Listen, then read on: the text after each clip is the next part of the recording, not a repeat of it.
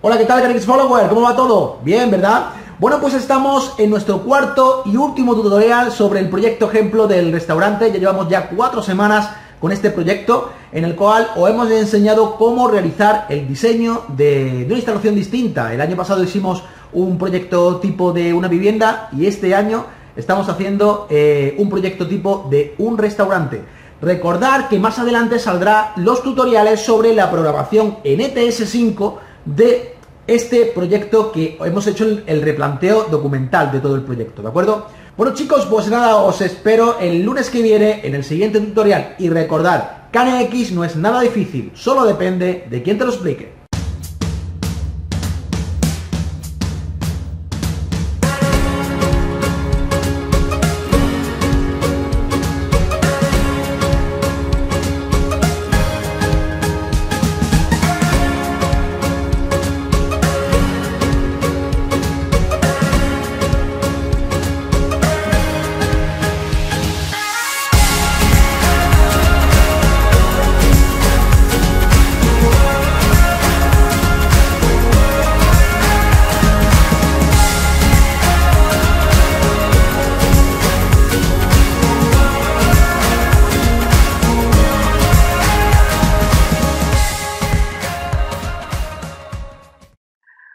Cuadrante de entradas y salidas. ¿Qué es el cuadrante de entradas y salidas? Pues bueno, el cuadrante de entradas y salidas es el cuadrante que hacemos con el Excel donde colocamos los distintos aparatos. Tenemos dos columnas. Os recuerdo, esto ya lo hemos visto en tutoriales anteriores, pero lo vuelvo a intentar explicar un poquito más rápido.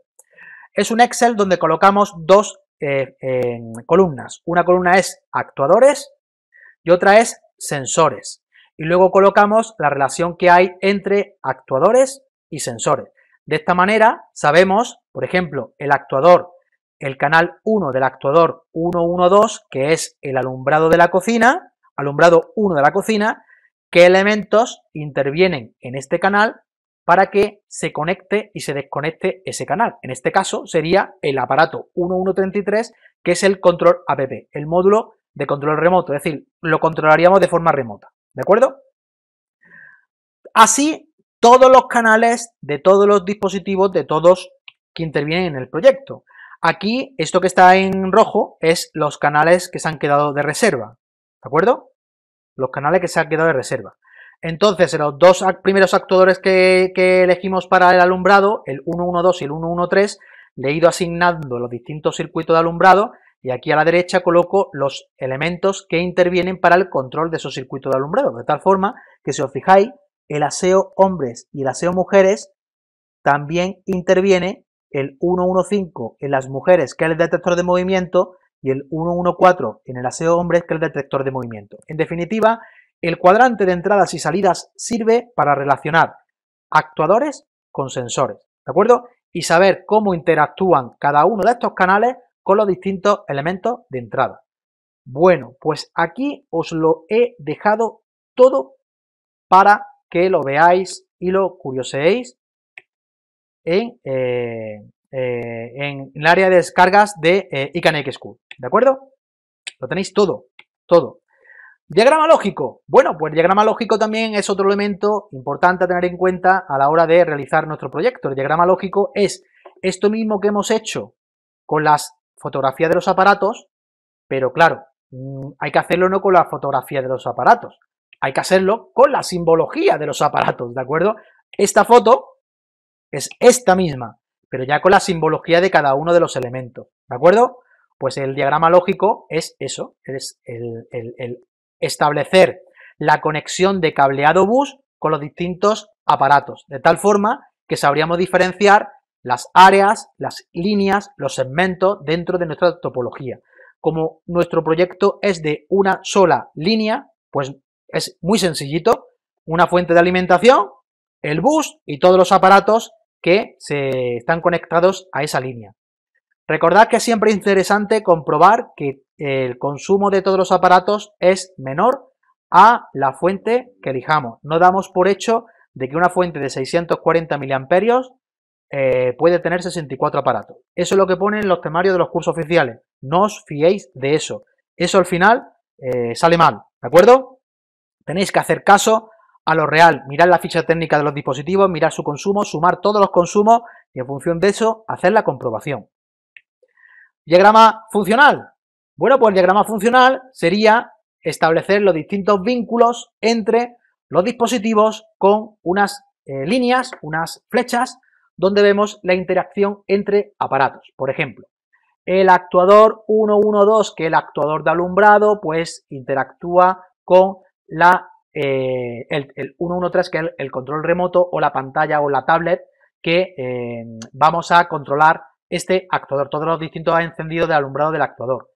También le he asignado el control de voz. En el cuadrante de entradas y salidas no se lo he puesto porque realmente el control de voz está a gusto del consumidor. Hay gente que puede interpretar que el control de voz puede estar bien o mal para el alumbrado o para el microclima o para tal. Por eso el control de voz no lo he puesto en el cuadrante de entradas y salidas. Yo he puesto todo menos el control de voz. Cada uno que asigna el control de voz para lo que estime oportuno. Pero aquí para el diagrama funcional sí lo he puesto para que veáis que, bueno, que es interesante también colocar el control de voz al resto de circuitos. Deciros también que en los diagramas funcionales también se suele colocar la dirección de grupo que interactúa entre el dispositivo y el canal, ¿de acuerdo? Aquí no lo he puesto porque todavía no hemos hecho la parte de ETS, que es donde salen las direcciones de grupo, ¿de acuerdo? También deciros que en los diagramas funcionales también se suele colocar aquí al lado del canal pues el circuito al que corresponda. También suele ser muy visto que se suele colocar el circuito al que corresponda, ¿de acuerdo? Bueno, pues yo aquí también os he dejado los diagramas funcionales de este proyecto. Aquí lo tenéis todos, ¿vale? Con sus direcciones físicas, que corresponde a la simbología y todo. También os he dejado un PDF con la simbología más común, ¿de acuerdo? En ABB, del fabricante ABB, por si queréis hacer algo en ABB, que tengáis también la simbología, ¿de acuerdo? Aquí lo tenéis todo. ¿Cómo sería el trazado bus dentro de nuestro proyecto? Pues bueno, el trazado bus sería salir desde nuestro cuadro eléctrico y pasar por todos aquellos elementos donde tuviésemos aparatos KNX. Vamos a hacer reparticiones para los controles de termostato que andan por aquí, para los sensores de movimiento y presencia para el control de intrusión que también anda por aquí, ¿de acuerdo? Para los tordos y microclima, para el electroválvulo de microclima que andaban en fachada, pues bueno, esta línea que pasa por aquí y va por fachada, pues recogería todos esos elementos y para toda esta ala, pues sacaríamos otra línea, bus, para recoger todos los elementos de esta ala, ¿vale? Sería una forma muy común o útil de hacer un replanteo de bus a todos los dispositivos que pueda haber alojados o que hemos replanteado en este proyecto, ¿vale? En el esquema unifilar, pues bueno, el esquema unifilar pues será un esquema en función del tipo de cargas, habrá que hacer un balance de cargas y todo esto en el restaurante. Pero yo lo que he querido es mencionar en el esquema unifilar lo más interesante o a tener en cuenta en nuestro proyecto. En primer lugar, me gusta diferenciar los alumbrados dimmer del resto. ¿Por qué? Porque los alumbrados regulados se suelen ir con el paso del tiempo, suelen causar avería. Si tenemos los dimmer cogido el alumbrado convencional, como nos dispara una protección magnetotérmica, nos deja todo el local sin luz. Por tanto, aquellos alumbrados que son dimmer, me gusta sacarlos en un magnetotérmico, en un circuito independiente, ¿de acuerdo? Lo mismo con el RGB. Me gusta, por experiencia profesional, me gusta separarlo en un circuito independiente, ¿vale? También todos persianas, electroválvulas en otro circuito independiente. No me gusta juntar en viviendas persianas con los circuitos de fuerza, porque las persianas es un elemento que, sobre todo cuando se compran persianas en centros comerciales y tal, esos motores se suelen ir muy rápidamente, se suelen quemar muy rápidamente y si se queman te salta la protección diferencial o magnetotérmica y si lo tienes cogido a los enchufes de fuerza de ese circuito, dejas toda la vivienda sin enchufes, toda la vivienda sin circuito de fuerza. Por tanto, me gusta sacar un circuito nada más que para eso, ¿de acuerdo? Luego también diferenciado los circuitos de clima y luego también diferenciado el circuito de domótica, de alimentación a las fuentes de alimentación. La fuente de alimentación no solamente la fuente KNX, sino la alimentación de las fuentes que van a 24 voltios, es decir, las fuentes que van a 24 voltios o a 12 voltios para los dispositivos como el control app o como el terminal de zona que necesita una fuente a 12 voltios, pues esas fuentes que van a 12 voltios en su entrada se alimentan a 220. Pues se recomienda utilizar un circuito solamente para la alimentación de esas fuentes de alimentación, ¿de acuerdo?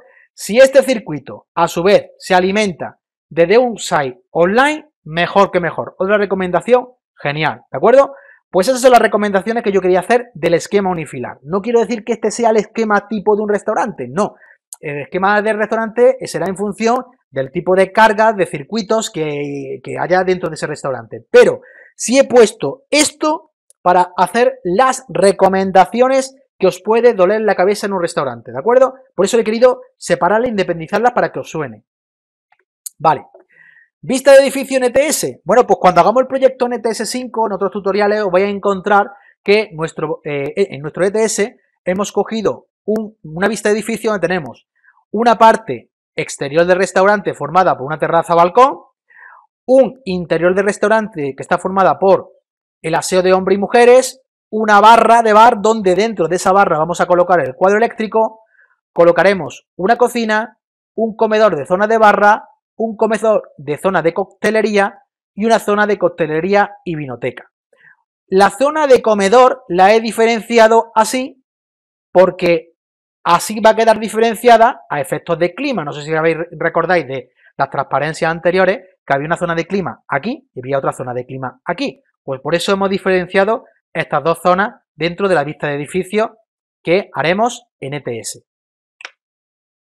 Vista de la topología en ETS. Bueno, pues la vista de topología, aquí tenéis todos los aparatos que hemos visto en nuestro diagrama funcional, diagrama lógico, metidos en una sola línea dentro de nuestro proyecto en ETS. Así quedaría nuestro dispositivo, nuestra topología, con una salvedad. Tanto el visualizador o control de app como la pasarela de control no llevan base de datos en ETS. Por tanto, le hemos añadido una base de datos dummy, que es una base de datos genérica que nos servirá para que cuente como aparato dentro de nuestro proyecto. También sirve para otras muchas cosas que ya os enseñaremos. Pero nosotros de pronto la hemos puesto para que cuente como aparato dentro de nuestro proyecto. ¿De acuerdo? Ya os contaremos lo que es una base de datos dummy. ¿Vale? Bueno, continuamos. Pues, por último, tenemos nuestro diagrama de bloques de parámetros. ¿Qué es nuestro diagrama de bloques de parámetros? Pues bueno, mirad. Cuando nosotros hemos hecho nuestro ETS, existe un diagrama de bloques en el cual nosotros vamos a colocar todos los objetos de comunicación que tiene el dispositivo. Por ejemplo, aquí tenemos la fuente de alimentación con diagnóstico, que tiene todos estos objetos de comunicación con el cual podemos hacer cosas. Por ejemplo, objeto de comunicación que nos dice que está la fuente en servicio funcionando. El objeto que le podemos hacer una petición de pedir la lectura de en qué estado se encuentra en ese momento la fuente. La tensión del bus, la corriente de bus, en fin, todos los objetos que intervienen dentro de ese aparato. Estos objetos disponen de un número, que es este que tenéis aquí adelante. ¿Veis? 0, 1, 2, 3, 4. Ese objeto se coloca en una columna. En la otra columna indica para qué sirve ese objeto. ¿De acuerdo? En la cabecera de esta tabla aparece la dirección física y el nombre del dispositivo. Y cuando nosotros hacemos las distintas direcciones de grupo dentro de nuestro proyecto, donde esté el objeto de comunicación, le asignamos las direcciones de grupo del ETS. A esto se le llama diagrama de bloques. ¿De acuerdo? Esto también lo vais a encontrar en muchos proyectos. Lo hemos hecho solamente, o he dejado solamente el ejemplo de la fuente de diagnóstico, porque como he dicho, tenemos que hacer el proyecto de ETS, que ya os lo dejaremos en tutoriales, en otros tutoriales más adelante, ¿de acuerdo? Pero os he puesto este ejemplo para que ya os vaya sonando el diagrama de bloques y sepáis de dónde sale todos esos números y todos estos temas que salen con el diagrama de bloques. Repito, diagrama de bloques, parte superior, dirección física, luego viene el nombre de dispositivo y luego vienen dos columnas. En una de ellas viene el número del objeto de comunicación. Ojo, aquí vienen correlativos porque estos objetos de comunicación vienen correlativos. A lo mejor no son correlativos, a lo mejor empiezan en el 33 y después siguiente al 54, ¿vale? Nosotros tenemos que poner el número y al lado el concepto. ¿Para qué sirve? ¿De acuerdo? Y luego, en donde viene el objeto de comunicación, colocaremos las direcciones de grupo que están vinculadas a este objeto de comunicación. A esto se le llama diagrama de bloques. ¿De acuerdo? Bueno, pues chicos, esto ha sido todo. Espero que os haya gustado este otro ejemplo de nuestro proyecto, de un proyecto tipo, en este caso es un restaurante. Vais a aprender mucho más de este proyecto cuando os pongamos toda la parte de ETS5 en el proyecto. Pero bueno, también, como hemos visto que estáis visualizando mucho el proyecto ejemplo de de la vivienda tipo, pues queríamos daros otro proyecto más, otro ejemplo más, y como digo, todos los recursos de este proyecto como la hoja de Excel, el PowerPoint, los stickers, la simbología, todo lo tenéis en nuestra página web en www.icanxschool.es. Y os lo podéis descargar del área de descargas, buscáis Tips CanX, tutoriales Tips CanX, y ahí en esa carpeta lo vais a encontrar, ¿de acuerdo? Recordaros que tenemos un montón de programa formativo, como cursos certificados, CanX Partner básico, avanzado, experto en clima, cursos propios que son los que más utilizamos porque se aprende muchísimo en nuestros cursos de experiencia profesional, como CanX Installer, Design, ETS5 Soft. Y luego también tenemos curso de producto. Recordaros que en iCanX School es una alternativa muy buena para que aprendáis CanX de forma profesional, ¿de acuerdo? Con gente que sabe cómo se hace. Recordad que CanX no es nada difícil, solamente depende de quién te lo explique. Y nada, con esto quería despedirme de todos vosotros. Espero que os haya gustado este tutorial. Espero que con este tutorial hayáis aprendido mucho más CanX. Y nada, os espero en otro tutorial aquí en iCanX School. ¡Chao!